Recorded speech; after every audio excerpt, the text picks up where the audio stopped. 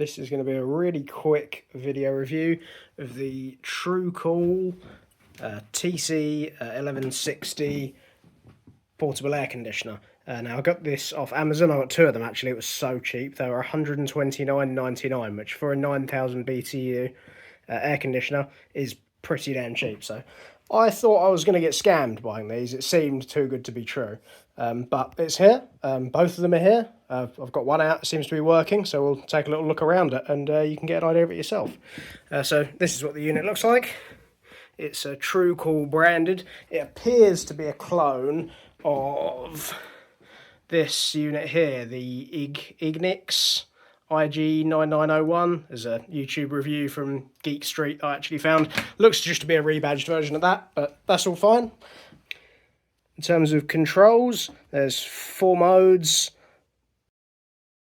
So this is actually a bi-directional one by the looks of it. It's got 9,000 BTUs of cooling power and 7,000 BTUs of heating power. There's a quick little look at the rating plate for anyone interested. So most of the time I'm going to be using this in cool mode. That's all I'm going to look at today. So we'll just crack it on, get an idea of the volume. The flaps on the front are actually motorised. It's quite quiet when they're opening because the fan and the compressor aren't running. But after that, it does click on. Everyone always complains that these portable AC units are quite loud. They are, but they're pretty much all the same. I'd say the noise level's pretty typical on this. Actually, the compressor on this seems a little bit quieter than my other one, but the blower seems a little bit louder. So pros and cons, but it's roughly the same. They are quite loud. The only way you can get away from that is a split system. We'll do a quick noise comparison. This is a unit I got ages ago. It's horrible yellow plastic. It's faded quite a lot now, but it seems to still be working okay. So Matsui, this is 9,000 BTU as well. So we'll just crack that on as well. So this one definitely makes the floor shake a little bit more. The blower, I don't know, maybe the blower's a slightly lower pitch. It's probably about the same volume, but everything's a slightly lower pitch on this one. I've got the tube hooked up to I think this is a 5-inch vent outlet, one of the ones with the flaps, little louvers, and I've got a sheet of I think probably 4mm thick acrylic laser cut online, and it's got some 4 cutouts for these like quarter turn little locks to lock it into the window frame, and I'll just put a bit of gasket around the edge of that. There you go, you can see the flaps there are motorised. They'll slowly go up and down. I think you can change that in the settings. There's a small display on the front just with the current temperature. There's also a display on the top with the current temperature, and that displays the set point as you turn it up and down. There's a little adjustment flap in here to change the angle sideways as well as it cycling up and down. Now, one quite impressive benefit of this for such a cheap unit, not only did it come with an IR remote, I'll turn that off so you can actually hear me, but it's Wi-Fi controlled as well. It works with the Tuya, Tuya Smart Life app, like a lot of things do. Some of my Wi-Fi curtains run on that. So that's a really nice touch for such a cheap unit. There's a quick look at the specs on the box. We'll give take the power measurement quickly. So at the moment with the air conditioner off, about 200 watts of power usage in the house. I'll turn that back on. We'll see what it climbs up to. Okay, the compressor's kicked on now. Yeah, just over 1 kilowatt. So yeah, it's using about 800 watts. The box rating's pretty accurate. If anything, it's slightly more efficient than that maybe. In terms of other accessories in the box, it comes with one of these adjustable pipe adapters for, I'm assuming, sliding windows. In terms of the hose clips on. It actually slides sideways into these little rails. It's like a square outlet, square to round adapter that it comes with. And then it's a plastic hose. It's not got the metal overwind like some of them do. It's entirely plastic, but it seems fine. It's really cheap. And then, yeah, that's what the other end looks like.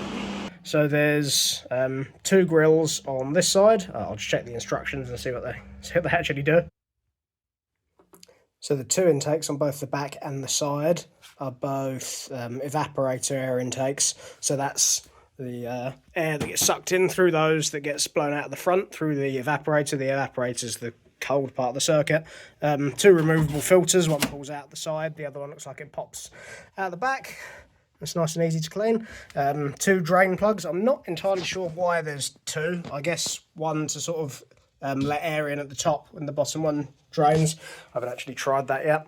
And then there's air intakes at the bottom, which I assume are to cool the condenser. That sort of blows through the hot side of the circuit and blows the hot air out of the pipe.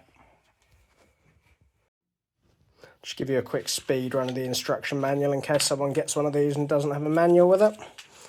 You can pause and read through that if you need.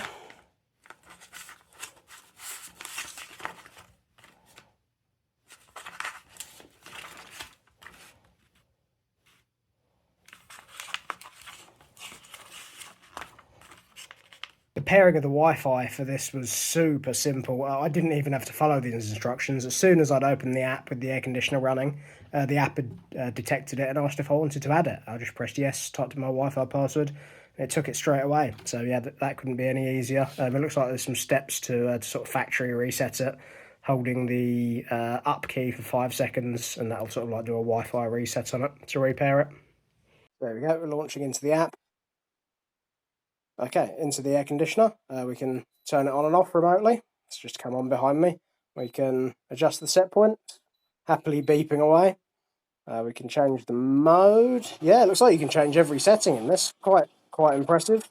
Change the fan speed, turn the swing, you just turn that on and off. And then there is a timer mode as well. So you can make it turn off after a certain number of hours. And interestingly, whoops.